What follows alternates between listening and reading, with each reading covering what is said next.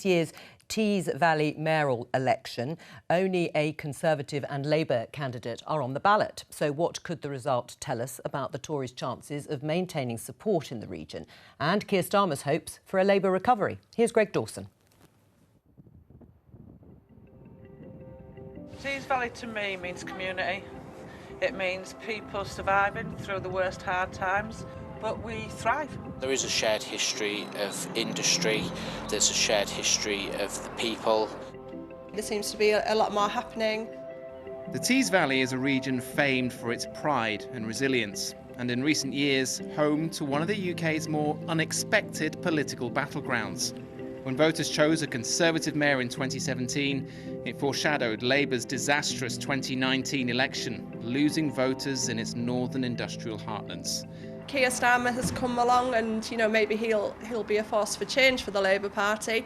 But from what I've seen, I think that's a bit of a slow burn at the moment. And I think the Conservative Party have they've just done a lot more for the area. Jasmine Robson owns her own small business in Darlington. She's a former Labour voter, but has been impressed with the Conservatives' vision of investment in towns like hers. The more businesses, the more people in the town, the better for people like me who've got a coffee shop or a bar, the independent shops in the town. In a sign of Boris Johnson's determination to keep new voters on side, Teeside was a big winner in March's budget, with more than 40 million promised to towns here, a free port which offers tax breaks to any companies working in the area, and this, the planned site for the Treasury's new northern campus in Darlington, with a promise of 750 civil service jobs to the region. Right opposite the site is the UK's new Centre of Excellence for Bioscience. Its director says despite the pandemic, there's optimism in the region. There's a snowball effect at the moment. We seem to be getting lots of great news for the area, whether it's the Novavax vaccine or whether it's the Treasury of the North or the investment in hydrogen and net zero carbon. So I think it's definitely an area to watch in the UK. And I think with the Treasury coming, there will definitely be opportunities for local people to kind of work there and stay here if they want to. But for some, the promise of jobs tomorrow isn't enough. As far as I can see with the mayoral elections, it's all right being focused on infrastructure. Let's deal with the poverty at the bottom first. So I'm delivering a bag. In Saltburn by the Sea, Tonya Nixon's charity, helping Teeside's most deprived, has never been busier. I don't think we've ever seen people going hungry like we have with COVID. Redcar, Cleveland and Tees Valley is a poor region because of everything. We've got ghost towns. The Tees Community Hub offers free furniture and clothes to those who need it most. And during the last 12 months, they also provided Meals on Wheels. Why have we had to wait for COVID to hit before we've realised the poverty? That's always been there. It isn't new. COVID didn't make it new. It made it more in your face. The government's own measurements for deprivation show several areas of the Tees Valley, including Darlington, Stockton, Middlesbrough, Redcar and Cleveland, all worse off than they were in 2015. So what was the mayor's response when we caught up with him? I'm not shying away from the fact that we haven't had investment in this area for decades. You can't change that overnight, and tinkering around the edges is not going to do anything. By creating these big employers, by bringing these big game-changing investments to Teesside, whether it's the Freeport, Treasury and other things, you really create a step change in the economy. And if you want to get people out of poverty, you create jobs. The woman hoping to beat Ben Houchin next month is Labour candidate Jessie Jo Jacobs. Hello. And in a sign of the times, she had to speak to us from her home because she was self-isolating. People are desperate for hope. They're desperate for change. There is not one indicator for the Tees Valley that in 4 years of a Tory mayor has got better. For me, it's about a green port over a free port, so ensuring that there's workers' rights and protections there, so we get great jobs with great salaries and great conditions. If she wins, she's also promising a fund to regenerate the high streets across the region. We met Nick on a walk with Watson here. He lives just outside Saltburn. Train stops here. Public transport is absolutely dreadful, but there's people up there that can't get out of their village. It takes an hour and a half on the bus to get to Middlesbrough. He's a Labour supporter but wasn't impressed with the party's tone under Jeremy Corbyn, but he rejoined when Keir Starmer was elected. It's okay shouting on social media, but you need to be involved. You need to speak to people, try and change minds. Rejoining something that didn't seem so silly and that wasn't just ridiculous, shouty left-wing politics. I am left-wing, I am a socialist, but that isn't the way to win. Keir Starmer has already played down Labour's chances of making significant gains in next month's elections, but whether he likes it or not, the result here will be seen by many as an early judgment on his first year in the job. Greg Dawson reporting. John, listening to that no doubt raises concerns in your mind about Labour's strategy. Do you think the party can win back areas like the Teeside Valley, which were once traditional Labour heartlands? Well, that's the big question that I try to confront in the book that's coming out tomorrow. I mean, look, if you look at the press reports of Labour over the last month or two, there's been a lot of talk about who's up and who's down in his shadow cabinet. Talk of Keir Starmer's first year, talk of the Red Wall, but very little attempt to rethink what the party's actually for, its essential purpose and character. Despite losing 4 elections in 11 years, and we still face a mountain climb to get anywhere close to winning next time. So that's what I thought I'd try and jump into in the book and go to sort of fundamental questions to suggest that Labour should rethink its purpose around the question of human dignity as we emerge out of the pandemic, specifically the dignity of Labour. Now, you might think, well, that's what Labour's all about, the dignity of Labour. I would say over the last 20 years, on both the Blairite side and the Corbynite side, it's lost its way, partly because it's become too attached to ideas that the working class are disappearing through automation and technological change. And literally, the working class have been written out of the script. And funnily enough, when you tell that to people, they appear less to be in support of you and vote for you. So any renewal, for me, must be about rebuilding a politics of work around Labour. Right. Actually, interesting, Joe Biden's put unions at the heart of his recovery plan, an attempt to create 18 million new jobs. And he literally said a couple of days ago that jobs that you can raise a family on and ensure fair and fair choice to organise and bargain collectively. So that's what the book is about, to try and go to the fundamentals about the character of Labour and its future direction and the mistakes we've made over the last couple of decades, because we need to have a full reckoning. Now, that's not going to come before May the 6th when the elections results come out, but it's something we need to really dwell on in the months that lie ahead. Viewers can see the front cover of your book. You've mentioned it a couple of times, the dignity of Labour.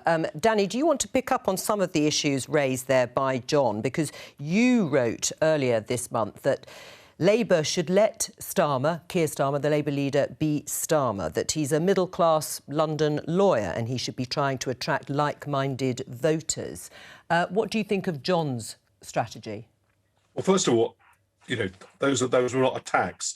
I'm also a middle-class professional living in, the north of London. So I don't regard those as attacks. It's just trying to work out who Keir Starmer is. And I don't think he's the man for the dignity of Labour. John is asking the right questions. What is the Labour Party for? And he's providing a perfectly tenable answer. It's for something else other than what it's actually doing or being or has become. Because the Labour Party has become a party of graduates.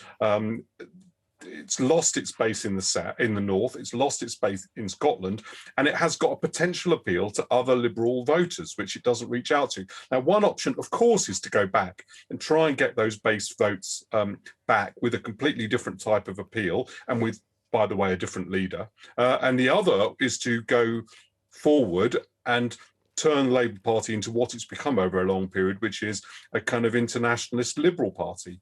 And that is what Keir Starmer can do. Right. But what he's doing at the moment is falling between that strategy and John's, and it doesn't work to fall between two strategies like that. I'm going to bring in the other guest, but I just want to get John's response to that. I agree with an awful lot of what Danny's just said. I mean, my fear is that Labour is becoming an increasingly dominated by a meritocratic elite, by which I mean pulling some 74% of our membership from the professional middle classes, especially from London and the South East, increasingly pulling our vote share from social classes A, B, C, 1, and a declining support amongst the working class. I think the present latest YouGov figures have a Tory 25% poll lead amongst the working classes. Now, political parties aren't there just to chase votes. They are born out of traditions, histories, theories of justice, and they have to respect them. And I fear that we are becoming something that we are not. And I think we should recorrect before it's too late, because I also think we can be encamped in urban environments or university towns, and we will never win if we shrink the sort of gene pool into that sort of voting profile. Now, I know Danny wants us to go that way because that would guarantee enduring Conservative government, irrespective of the latest bout of sleaze. But I think for the only way for Labour to recover is to one that sort of rethinks its fundamental purpose, consistent with its own history and traditions. Yes. And actually, it's a very contemporary agenda when you see, for example, British gas workers sacked for refusing to accept a worse contract just yesterday. Tesco's, Network Rail trying to do the same. Yeah, okay. Deliveroo drivers who were earning £2 an hour on a shift when the chief executive stands to make 500 million on a float today. All right, so well, these are quite contemporary issues, I think. I'm going to bring in the others. Danny, you can hold that thought that was put to you about why you think that's a good strategy. Because, Lorna, Green parties are often successful and often court liberal, city-based voters. Is that the right way to go for parties on the left? Well, you've got a problem in the Westminster system anyway with the sort of two-party system and the first past the post voting. Right away, you've got a problem there. It forces Labour to be a much broader church than is actually comfortable. That there are people in the Labour Party that are forced together by the political system that actually don't align very well at all. You know, Keir Starmer on one end of it and the workers that John was just describing on the other end of it, you know, Deliveroo drivers and stuff. They are not natural political bedfellows. And it's so disappointing to me that Labour would rather have Tory governments time after time after time than commit to electoral reform that would mean that more people would have a say. And yes, you might have to have coalition governments and you might have to have minority governments that involve negotiation and consensus building instead of just always trying to get a majority. You know, you'd have governments more like what we have in Scotland, where we have more progressive politics because we have more progressive parties, because we have proportional voting. And that's something Labour is just going to have to let go of. As long as they commit to this two-party system, as long as you have unelected lords, you cannot really claim that the UK is a properly democratic country. And so the people, the workers, will never have a proper voice. Right. Well, Claire, how do you think Labour wins back the sorts of people that John's talking about? Actually, I agree with Laura on the unelected lords point. I say that with full knowledge that I'm one of them. So John is asking the right questions, but I don't think it works to just see it as a demographic question. I mean, there's always been middle-class professionals in the Labour Party in all the different political parties. So what? But it's what politics they're embracing. And I think one of the contribution of the book, as I've understood from his interviews, is that he's also understood that the Labour Party had an intellectual life.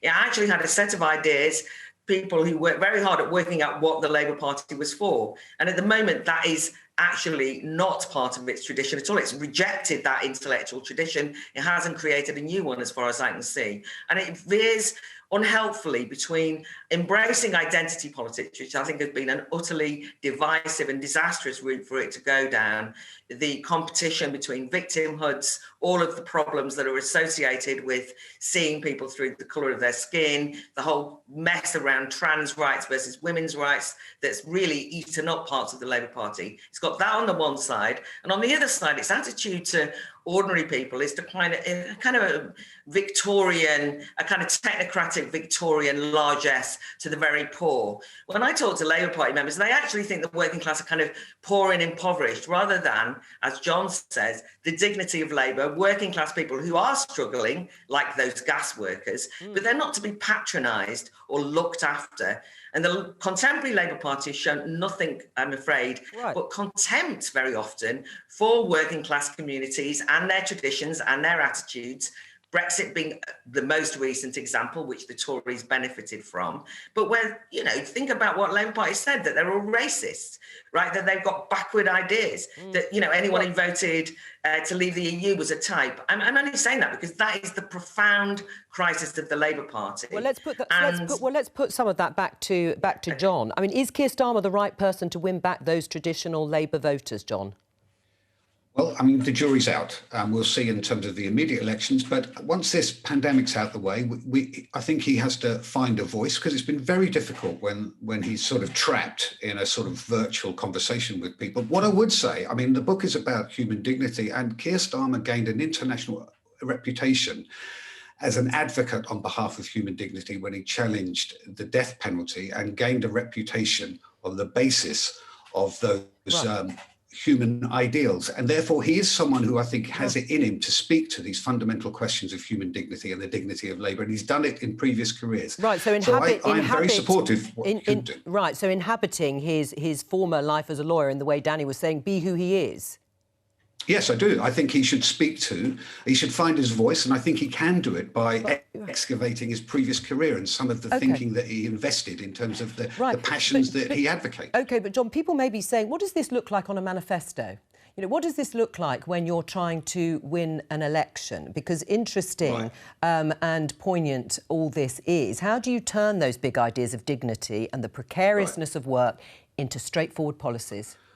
Well, in the book, there are scores of policies in terms of building good work, new national colleges for our vocations and skilled work, special covenant for key workers, a new definition of workers so that we can protect the gig economy workers, a new pandemic reconstruction fund. But also, there's also a lot of talk about FDR's New Deal from the 30s. I'm more interested in Roosevelt's 1944 State of the Union, where he argued for an economic bill of rights to guarantee access to decent housing, a right to useful and remunerative work, access to education, social security and health as a constitutional right for all citizens. That is a powerful message and a fundamental rethink about the purpose And is Keir Starmer listening to you on that? I wouldn't be presumptuous enough to say that he's listening to me, no, but I think there is a debate to be had, and I think he will welcome that debate. Right. Danny, the Conservatives took many voters from Labour in 2019. Have they now gone, those voters? I mean, are they different in that sense? Well, no.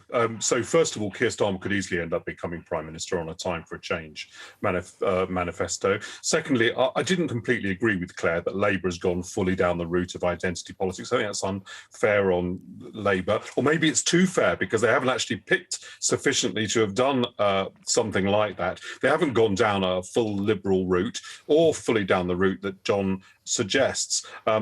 Obviously, you've got to build a broad coalition. The question is, what do you regard your base as being? John is sure that the base of the Labour Party remains working-class traditional Labour voters. I do understand that strategy. I don't think Keir Starmer can deliver that particular strategy because that's not who he is. Keir Starmer can only be authentically Keir Starmer. He cannot be authentically John Cruddas or authentically Len McCluskey. He has to be himself.